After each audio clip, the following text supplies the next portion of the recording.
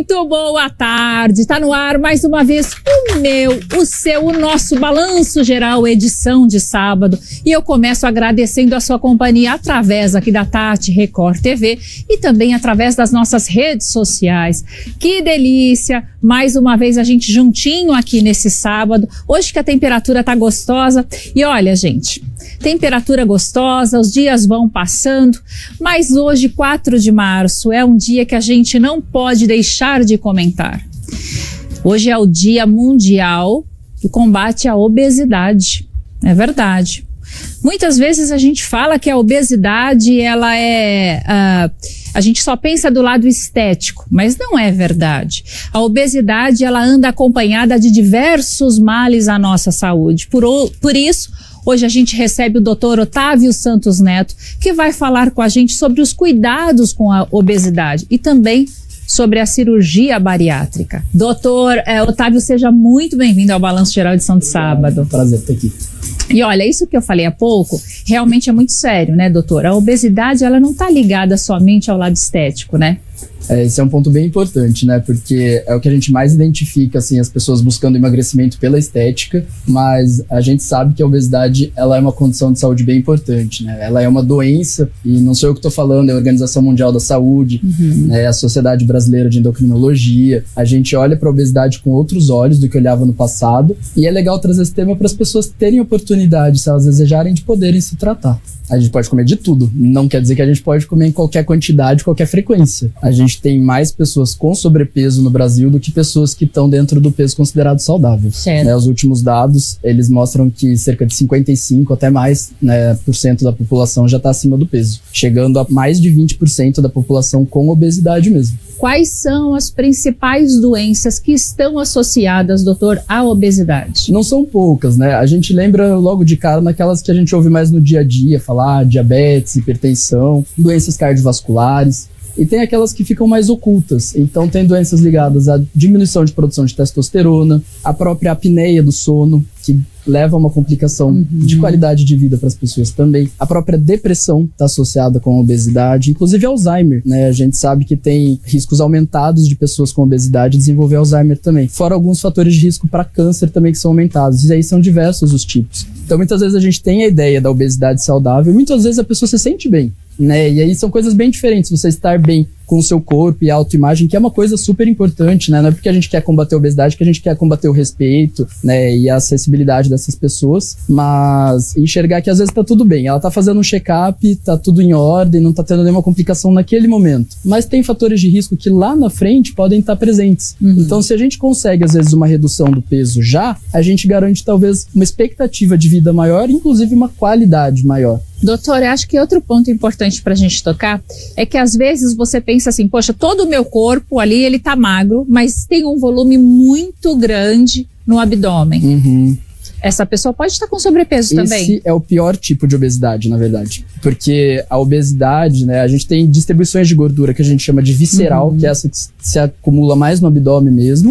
E tem aquela gordura subcutânea, que normalmente tende a se acumular no quadril, nas mulheres, né, ou em outras regiões, braço e tal. A gordura visceral, que é essa gordura do abdômen, é a mais prejudicial para a saúde. É essa que piora a resistência à insulina, que pode levar ao quadro de diabetes, piora o perfil de colesterol. Então, quando o volume ele é maior no abdômen, a gente normalmente vê pacientes com exames de sangue alterado mais cedo do que com quem tem a tendência de acumular no quadril. Doutor, com quantos quilos a pessoa é considerada obesa?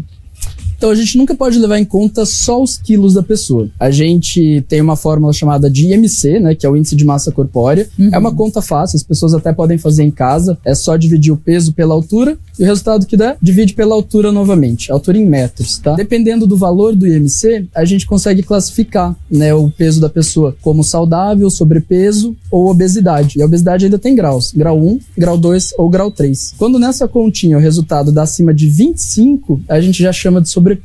Só é importante a gente lembrar que o peso não depende só da porcentagem de gordura. Então, se você pegar uma pessoa fisiculturista, por exemplo, ou alguém que tem uma massa muscular elevada, essa conta ela pode dar no sobrepeso ou uma obesidade. Isso não quer dizer que a pessoa tem essas condições. Então, isso pode mascarar o IMC. Então, não é o parâmetro único que a gente usa. Vale a pena levar em conta a porcentagem de gordura, que aí pode ser visto no consultório através de adipômetro ou por uma balança de bioimpedância e pelo próprio olhar clínico da pessoa, se ela tem um percentual mais elevado de gordura ou de massa muscular. Agora, doutor, falando um pouquinho aí desses casos que necessitam da cirurgia bariátrica, queria pedir para que você começasse explicando o que é a cirurgia bariátrica.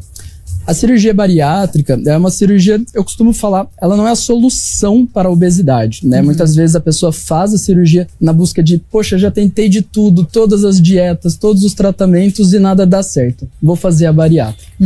Então, ela é um caminho excelente para algumas pessoas mesmo, mas é isso que eu acabei de falar, ela é um caminho, né? Ela vai exigir toda uma mudança de padrão de alimentação, de rotina de exercício físico, uma coisa que tem que ser levada para a vida para que não ocorra o reganho do peso depois. Ela é uma cirurgia realizada por cirurgiões do aparelho gastrointestinal. A gente tem diferentes modalidades aqui no Brasil, com cirurgias mais ou menos complexas, dependendo do caso de cada paciente. E hoje a gente enxerga benefícios metabólicos dessa cirurgia também. Então não é só a questão da perda de peso. Ela acaba sendo um tratamento muito legal também para reversão de diabetes, né, outras condições de saúde que as pessoas tenham, como a esteatose hepática, que é aquela gordura no fígado que eu comentei. E é um procedimento que ocorre a redução do estômago e em alguns casos a gente consegue aproximar partes do intestino para que a absorção seja diferente também. Oi, Fernanda, quais as restrições para a bariátrica, doutor? Pergunta super importante.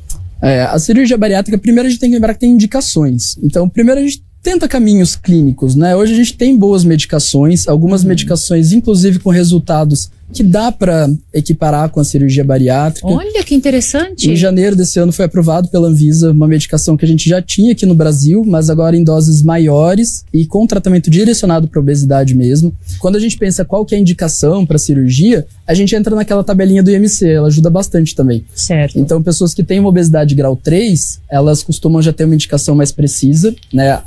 O emagrecimento se torna mais difícil quanto maior a complexidade da obesidade. Certo. Ou pessoas que têm a obesidade grau 2, mas têm alguma condição de saúde associada, por exemplo, diabetes, hipertensão, gordura no fígado. Então é uma coisa que a longo prazo, às vezes vai levando a uma condição de saúde que poderia ser controlada no início. E aí a gente vê a Ana Carla de 4, 5 anos atrás. Olha que mulherão, gente, tá capa de revista. Olha só como mudou. Doutor, quanto que a gordura influencia não só no nosso biotipo, nas dificuldades do dia a dia, mas como a Ana Carla está contando aqui, no nosso emocional? Influencia bastante, né? Até por toda essa questão que ela falou de inspirações e tal. O que a gente recebe muito de imagem hoje no dia a dia são de pessoas com corpo idealizado e que tem uma rotina muito regrada de alimentação, de exercício físico, que para muitas pessoas às vezes nem faz sentido, mas que a partir do momento que a gente recebe esse tanto de informação, passa a ser um estereótipo que a gente busca. É verdade. Né? E esse é um ponto que é legal da gente entender também, porque a pessoa ela não necessariamente precisa sair dos 150 para os 60 quilos. Certo. Quando a gente tem perdas de peso de 10% mais ou menos do nosso peso, a gente já tem benefícios para a saúde interessantes. Então, às vezes, a pessoa ela não quer estar com aquele corpo da modelo, mas ela quer perder um pouco, ela quer ter um bem-estar mais legal. Que nem você falou do aspecto emocional, né? De tanto pela pressão externa, mas como interna, porque a obesidade muitas vezes traz cansaço por todo aquele peso que você carrega no dia a dia. Qualidade do sono ruim, pelas questões de apneia, por exemplo, então você já acorda cansado. Já acorda cansado. Como você tem motivação para fazer exercício, né? Então, influencia. Olha, tem mais perguntinha do nosso telespectador aqui, aproveitando que vocês estão ao vivo conosco, da Rosana. Olha, a obesidade dá sinais ou o único sinal é quando a gente já está bem pesado? Olha que pergunta super interessante, doutor. Eu posso estar no caminho da obesidade e não ter conhecimento disso? Acho que a obesidade dá todo tipo de sinal, inclusive sinais na pele, né? Ah, é? Sim, tem doenças que aparecem na pele que estão mais relacionadas à resistência à insulina, por exemplo. Certo. Então, aquelas manchas escuras no pescoço, nas axilas, é um sinal já de que a obesidade está trazendo repercussões para a saúde. Mas nem toda complicação da obesidade vai dar sintomas. Que nem você falou, você não sabia que tinha pedra na vesícula, nem da gordura no fígado e nem da hipertensão. Olha só. São 3 coisas que realmente não dão sintomas, né? Então, se a gente não está esperto, não está fazendo uma rotina rotina com médicos e tal, a gente acaba deixando as coisas passarem. Olha, tem mais perguntinha pro doutor aqui, pedi para colocar na tela, que é da Cidinha. Obesidade tem cura ou vou precisar ficar me policiando pelo resto da vida? Olha só.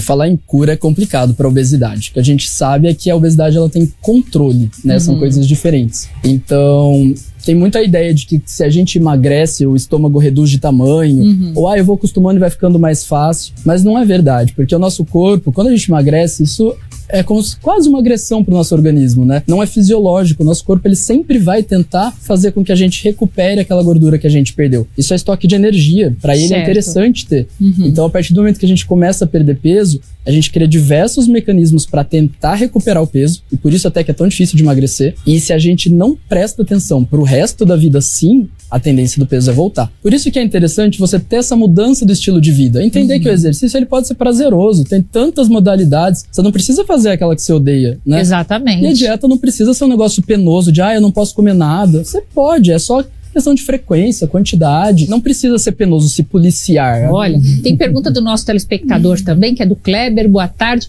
Qual o melhor exercício para quem está acima do peso? É aquele que você gosta mais, né? Não adianta você começar o exercício e largar ele depois de um tempo. Então, não tem regra. Se você gosta de luta, natação, esportes com bola, sem bola, correr ao ar livre ou na esteira, faz aquilo que você curte, porque vai ter que ser pro resto da vida. Se você começar uma coisa e largar, não vai dar certo. Você pode mudar de modalidade, né? Mas o importante é fazer aquilo que você quer mesmo. Podendo associar um exercício de fortalecimento muscular com um aeróbico, que tem um gasto calórico maior, é o ideal. Não adianta a gente cortar tudo da noite pro dia e achar que assim a gente vai ter aquele corpo dos sonhos, né, doutor? Hoje a gente tem acesso a diversas dietas de internet, né? Aquelas dieta do Mediterrâneo, do Paleolítico, a low carb, o jejum intermitente. E se não for uma coisa que leve a uma reeducação para a vida, aquilo vai ter um prazo de validade. Você vai perder peso por um tempo e a tendência é o peso recuperar depois. Então, quando a gente pensa em emagrecer, a gente não pode pensar a curto prazo. Preciso perder peso agora e tal. Você tem que pensar lá na frente. Eu preciso perder e manter. Essa é a maior dificuldade. Então, a parte da reeducação alimentar vai incluir uma refeição prazerosa no seu dia a dia. Você possa, de fato, comer de tudo. Você não precisa deixar de comer doces mais. É ajustar a quantidade. Ter uma nutricionista para organizar tudo isso para você ajuda demais também. E saber que não tem que ser penoso. A gente não precisa comer pouco para emagrecer, a gente tem que comer poucas calorias. Então as escolhas alimentares são muito importantes. Se você não estrutura o exercício físico na sua rotina, aí você não precisa virar maratonista, não tem que ser um atleta de competição. Mas o mínimo que a gente fala são 150 minutos por semana, né? Dividindo isso umas 3 vezes por semana, 3 vezes na semana, 50 minutinhos, você não deixa mais, você deixa de ser sedentário. Colocar isso pra vida mesmo, né? Uma atividade prazerosa. E olha, a gente começa a fazer pequenos hábitos, assim, mudar pequenos hábitos. De repente você vai até uma padaria e acaba utilizando o carro, ou muitas vezes Uber, tenta ir a pé, né? São coisas pequenas que você começa a colocar. Treinar não é fácil. A gente mudar radicalmente, assim, olha, não gosto de ginástica, amanhã eu tô numa academia, não é isso. Mas a facilidade da tecnologia também deixou a gente, de alguma forma, mais preguiçoso, né, doutor? Hoje a gente consegue pegar um sanduíche ou através ali de um aplicativo, ou você vai no drive-thru e você não desce nem do carro. Essa facilidade, essa comodidade toda, acho que de alguma forma acaba ajudando nesse ganho de peso, né? Sim, hoje a gente está muito mais sedentário, né? Isso com certeza levou ao aumento da prevalência da obesidade mesmo.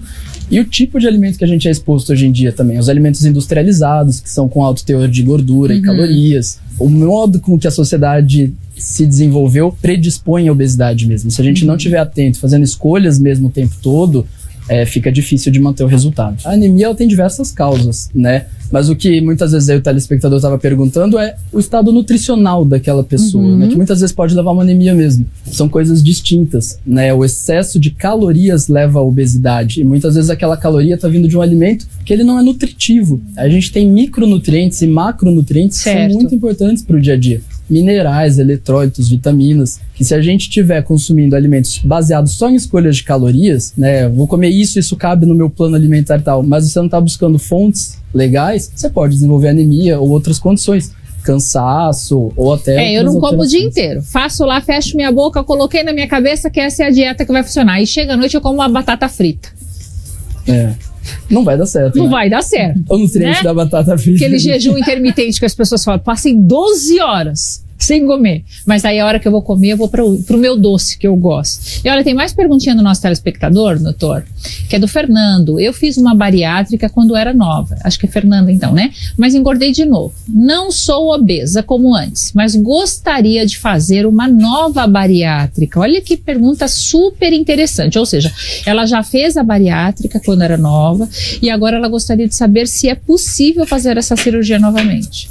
Bom, aí depende de cada caso. Existem cirurgias bariátricas que podem ser reabordadas mesmo, né? Mas tentar entender o porquê que a pessoa teve o reganho talvez seja a resposta. Certo. Porque muitas vezes a caloria tá vindo da bebida alcoólica e não da comida. E aí a bariátrica não é a solução. Talvez seja tratar o hábito do etilismo mesmo. Ou talvez uma ansiedade ou um transtorno de compulsão alimentar mesmo. Que muitas vezes a resposta não é só cirúrgica. É tentar ter uma equipe multidisciplinar, às vezes com psicólogo, psiquiatra, nutricionista, endocrinologista, né, dentro do possível para tentar abordar todas as pontas que tiverem soltas aí. Mais uma perguntinha então do nosso telespectador, olha, que é da Rafaela aqui de Campinas. Boa tarde, Fer. Boa tarde, Rafa. Sou adolescente e obesa. Tem idade mínima para fazer a bariátrica? A partir dos 16 anos de idade, se não me engano, com autorização dos responsáveis, já é possível fazer a bariátrica. Doutora, ela falou que ela é jovem, né? É uma adolescente ainda. Uma criança gordinha, ela tem mais chance de se tornar um adulto obeso? Normalmente os hábitos que a gente tem na vida adulta a gente adquire na infância. Muito do que a gente traz como bagagem vira o nosso dia a dia. Hábitos, escolhas mesmo, né? Entre ser sedentário ou não, nossa alimentação. Então, se tudo já começa na infância, fica mais fácil de depois levar a longo prazo. Então, a mudança quanto antes sempre melhor. Aliás, a mesa brasileira oferece tudo aquilo que pode nos ajudar, inclusive não só para ter uma alimentação balanceada, gostosa, mas saudável, né, doutor? Exatamente, a gente tem uma disponibilidade de frutas, legumes, verduras que muitos países não têm. Né? E muita gente às vezes procura todas as vitaminas e minerais em cápsulas, mas tá tudo tão facinho ali no hortifruti, né? Isso é mais barato, é mais gostoso. Qual é a importância efetiva na nossa saúde da gente controlar o nosso peso, doutor? A importância, acho que entra no bem-estar, né? Muitas vezes a obesidade traz uma sensação de que não está tudo bem, de cansaço, fadiga e de prevenção. A gente sabe que evitando o sobrepeso e a obesidade, a gente consegue evitar várias outras doenças que podem agravar a nossa saúde.